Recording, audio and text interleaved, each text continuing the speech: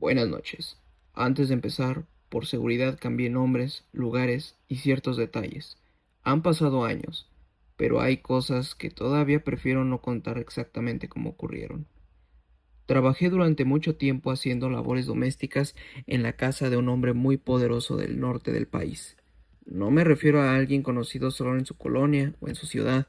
Hablo de esas personas que, aunque no siempre salgan en la tele, están rodeadas de gente importante, de escoltas, de camionetas oscuras y de un tipo de dinero que se nota desde que cruza la entrada. Era una casa exageradamente lujosa. Todo brillaba, los pisos, los candiles, las paredes, hasta el silencio se sentía caro. Había un cuarto entero dedicado solo a ropa y accesorios. No un closet grande, un cuarto completo. Trajes acomodados por color, camisas impecables, zapatos alineados, y como en una tienda, y una colección de relojes que a mí me dejó helada la primera vez que la vi.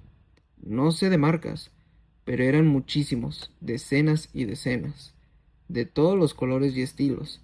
En esta casa estaba hecha para dejar claro que ahí vivía alguien que podía tener más de lo que necesitaba. Yo a veces me llevaba a mi hijo cuando no tenía con quién dejarlo, pero siempre procuraba que no estorbara ni tocara nada.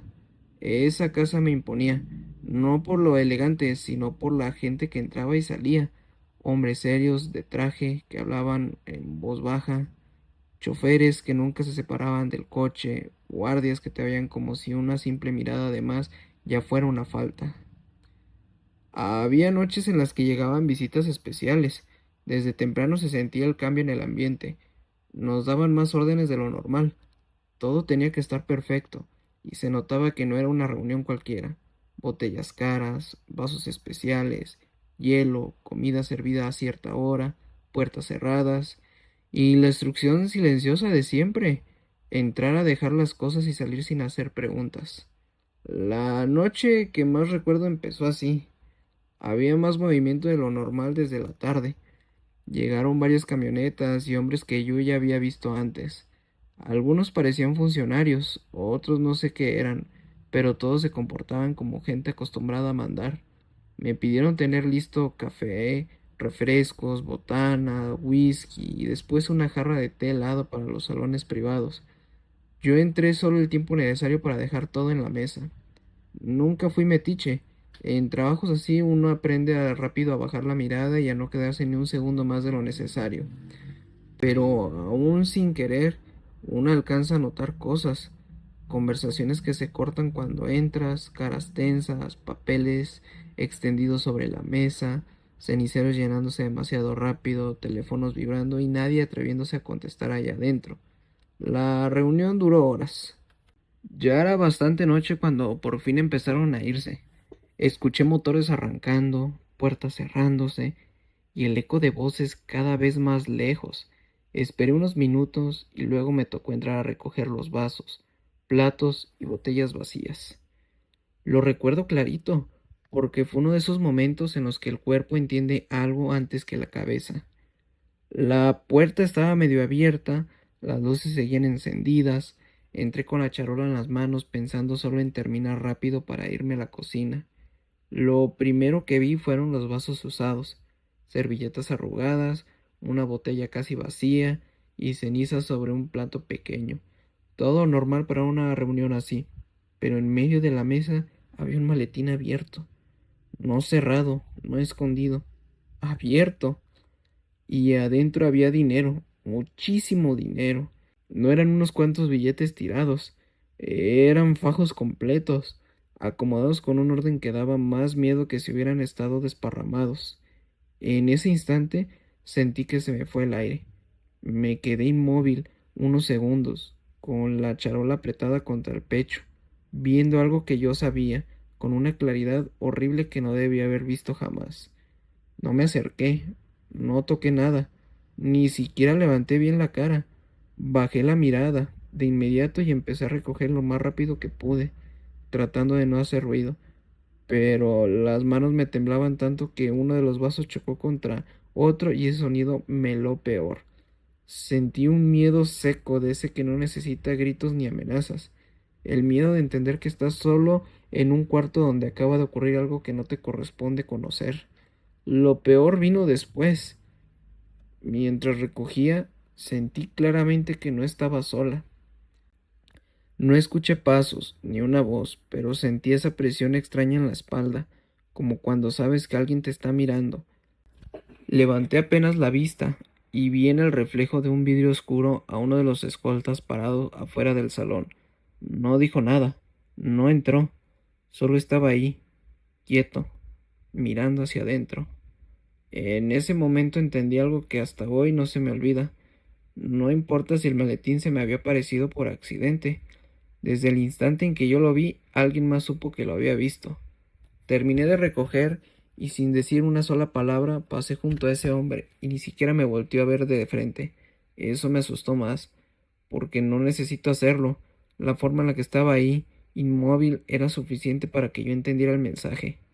Nunca me dijeron nada sobre esa noche. Nadie me amenazó, nadie me preguntó si había visto algo, pero desde entonces, cada vez que yo entraba a esa casa, sentí que ya no trataban igual. No peor, solo distinto, como si hubiera dejado de ser invisible, como si me hubieran movido sin avisarme a un lugar más peligroso. Y ahí fue cuando dejé de ver esa casa como de lujo. Empecé a verla como un lugar donde todo brillaba tanto por fuera, porque por dentro había cosas demasiado sucias para salir a la luz. Buenas noches. Por seguridad también cambié nombres, lugares y ciertos detalles de esta historia. No lo hago por hacerla más interesante, sino porque todavía hoy me incomoda recordar la clase de personas para las que trabajé en esa casa. Llegué ahí por recomendación. Me dijeron que era una familia muy seria, muy educada y de dinero viejo. De ese dinero que no necesita presumirse a gritos, porque se nota en todo, en la casa, en la forma de hablar, en los muebles, en la vajilla, hasta en la manera en que te hacen sentir que tú solo estás de paso por un mundo al cual no te pertenece.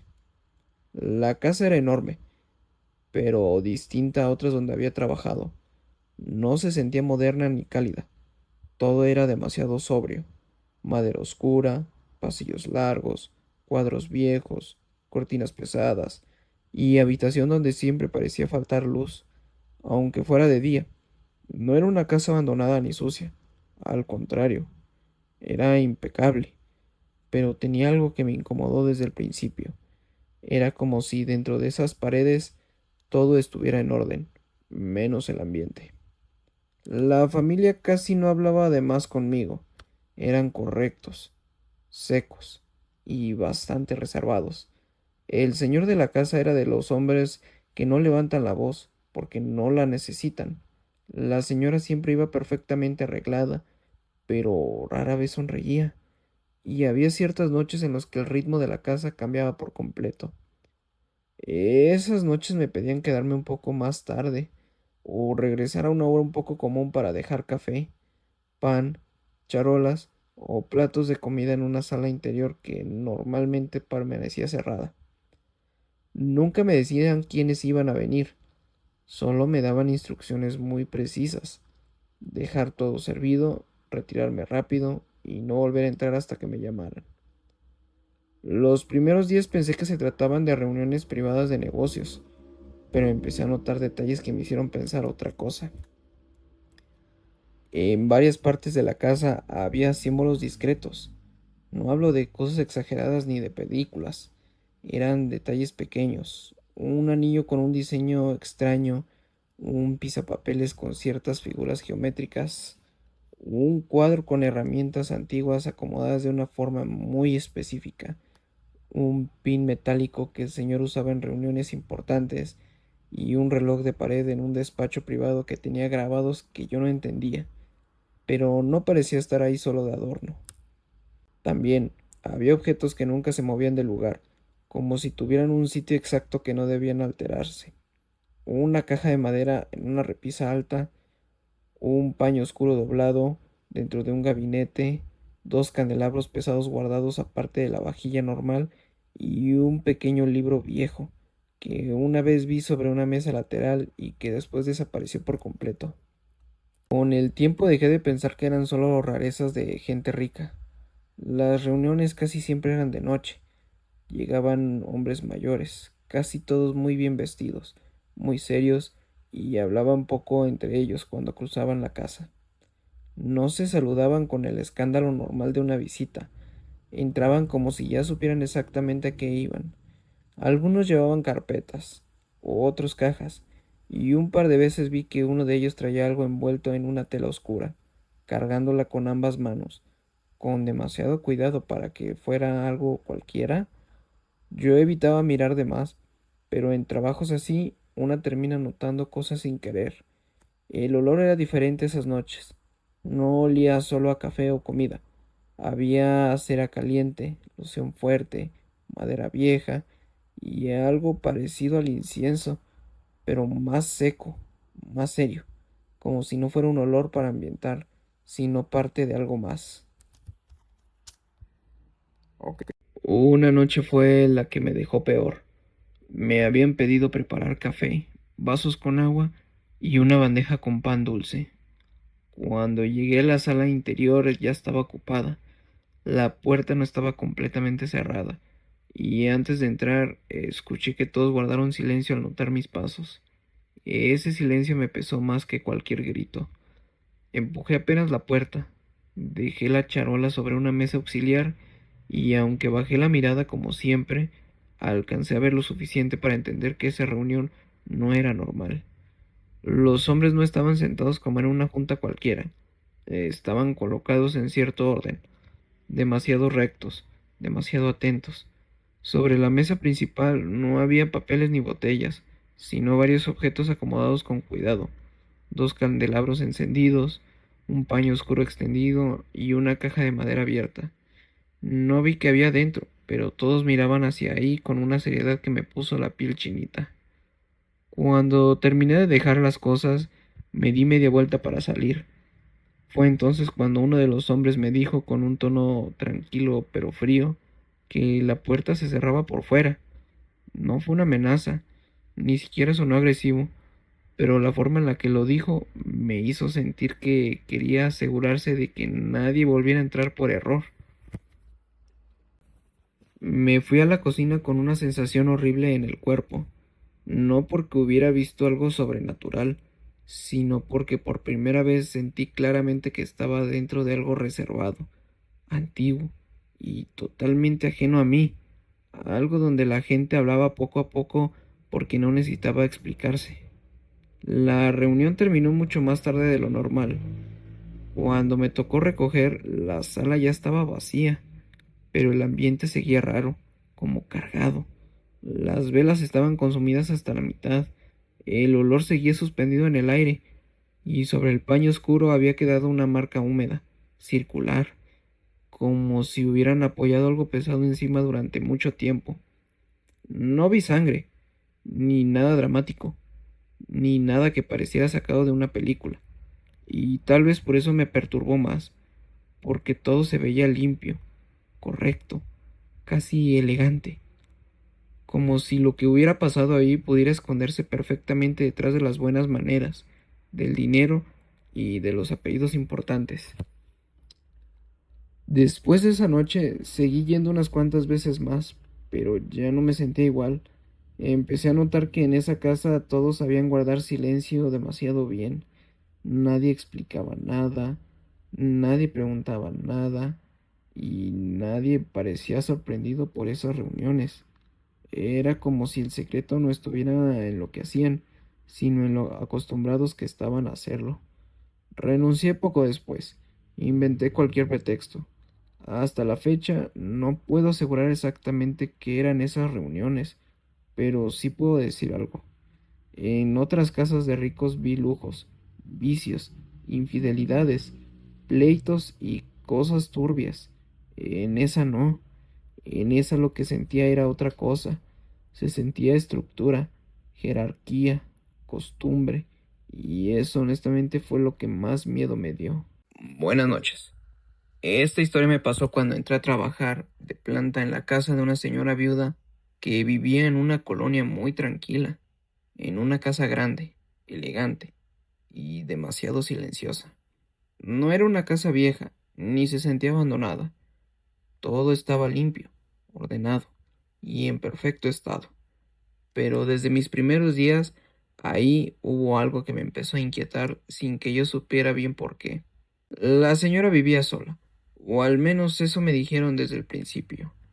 Me contrataron para limpiar, ayudar con la comida, lavar ropa y quedarme algunas noches cuando ella se sintiera mal o necesitara algo. Era una mujer educada, muy seria, de esas personas que no son groseras, pero tampoco te dan confianza. Hablaba poco, comía poco, y casi siempre estaba encerrada en un estudio que quedaba al final de un pasillo. Una habitación con libreros, un escritorio antiguo y una puerta pesada de madera que casi siempre permanecía cerrada.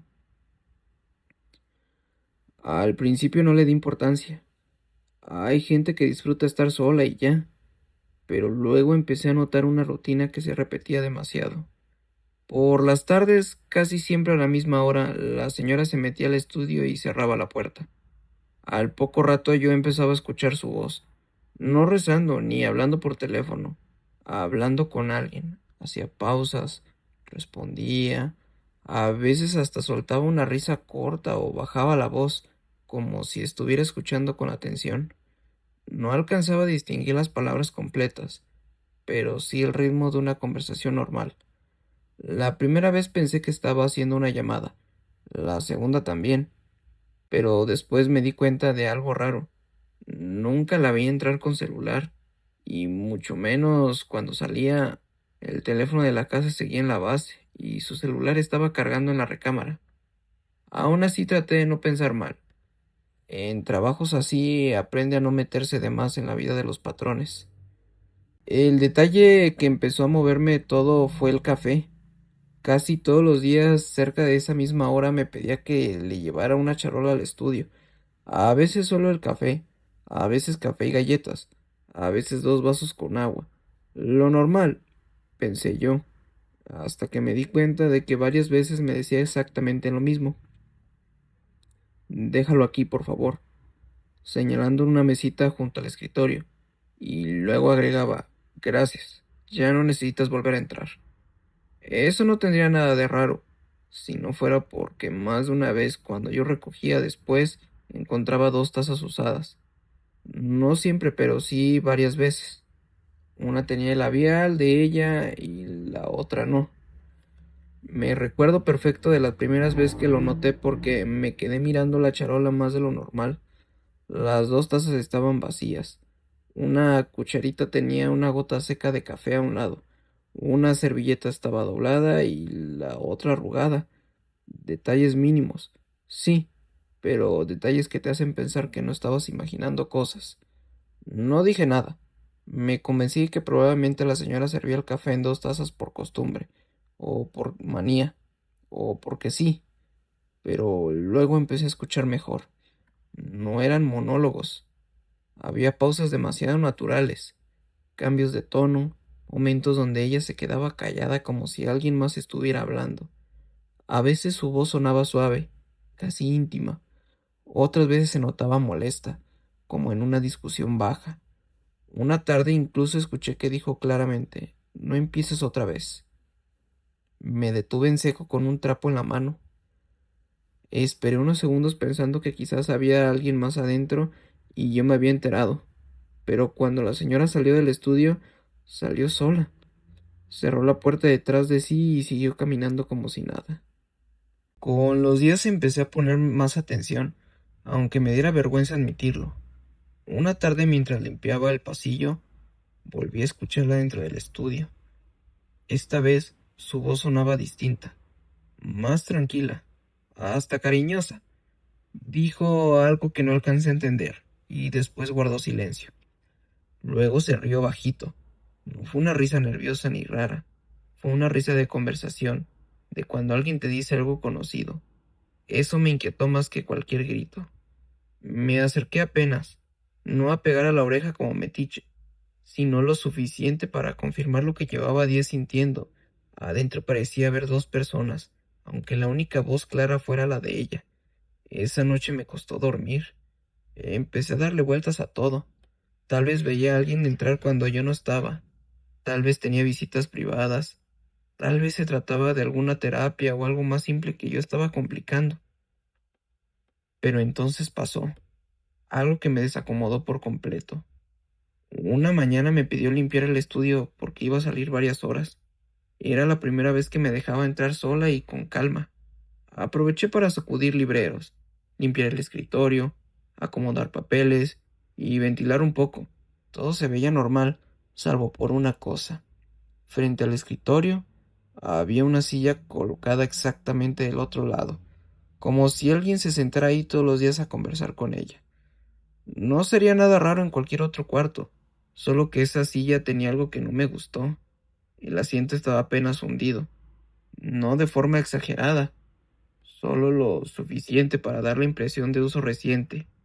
Además, sobre la pequeña mesa lateral había dos portavasos, no uno, dos, y junto a una lámpara encontré una fotografía enmarcada de la señora con su esposo.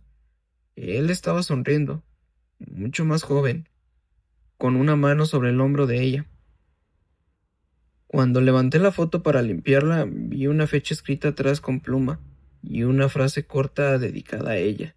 No la leí completa, pero sí entendí que él llevaba años muerto. En esa tarde, mientras le servía la cena, se me salió a hacer un comentario que hasta hoy me arrepiento de haber hecho. No fue por chismosa, fue por la confianza absurda que a veces uno cree que ya tiene cuando lleva tiempo trabajando en una casa. Le dije algo como: qué bonito se veía su esposo en la foto del estudio. La señora levantó la vista despacio. No me respondió al momento, solo se me quedó viendo con una expresión tan fría que sentí que había dicho algo indebido. Después preguntó: ¿qué foto? Yo le dije que la que estaba junto a la lámpara en el escritorio. Entonces dejó los cubiertos sobre el plato y me dijo muy seca: esa foto no estaba en el escritorio. Estaba guardada desde hace años. Sentí un hueco en el estómago. Le juré que yo había visto ahí esa misma mañana. Incluso le dije dónde estaba colocada. La señora no me contradijo enseguida. Solo se quedó callada unos segundos y luego dijo algo que me hizo que se me erizara la piel por completo. Yo no entro a ese cuarto por las mañanas. Yo ya no supe qué contestar. Quise arreglarlo diciendo que tal vez me había confundido de lugar, pero era mentira. No me había confundido. Sabía perfectamente dónde había visto esa foto, porque hasta la había limpiado. La señora terminó de cenar, sin volver a tocar el tema, y yo me quedé con una sensación horrible, como si hubiera abierto una puerta que debía dejar cerrada. Esa noche me tocaba quedarme. La casa estaba en silencio total. Lavé los últimos platos, apagué luces y me fui al cuarto donde dormía cuando me necesitaban ahí. Me acosté, pero no podía dejar de pensar en el estudio, en la silla frente al escritorio, en las dos tazas y en la forma en la que la señora me dijo que esa foto no debía estar ahí. No sé a qué hora fue, pero ya estaba oscuro cuando escuché la voz. Venía del pasillo. No un grito, no un lamento. La voz normal de la señora hablando bajito, como lo hacía siempre en sus conversaciones de la tarde. Me levanté pensando que tal vez había sentido mal. Abrí apenas la puerta de mi cuarto y vi luz saliendo de debajo de la puerta del estudio. Escuché su voz con claridad y luego escuché el silencio entre frases. Ese silencio exacto de quien está escuchando a otra persona responder. Me acerqué unos pasos con el corazón durísimo. No sé qué esperaba ver. Tal vez a la señora hablando sola, frente al escritorio, tal vez alguien que había entrado sin que yo supiera, o tal vez que cualquier explicación normal. Pero antes de llegar, la voz se cortó. Todo quedó mudo, tan mudo que pude escuchar el zumbido de la lámpara del pasillo. No toqué la puerta, no me atreví. Di media vuelta y regresé a mi cuarto, sintiendo que algo estaba mal de una forma que no podía explicar. A la mañana siguiente, antes de que amaneciera por completo, recogí mis cosas y le dije a la señora que me había surgido un problema familiar y que yo no iba a poder seguir trabajando ahí. No me preguntó mucho, solo me miró unos segundos y asintió. Cuando me iba, pasé por el pasillo y vi que la puerta del estudio estaba entreabierta, lo suficiente para alcanzar a ver el escritorio y la silla del otro lado. No estaba metida bajo la mesa como el día anterior, estaba ligeramente recorrida hacia atrás, como si alguien acabara de levantarse de ahí.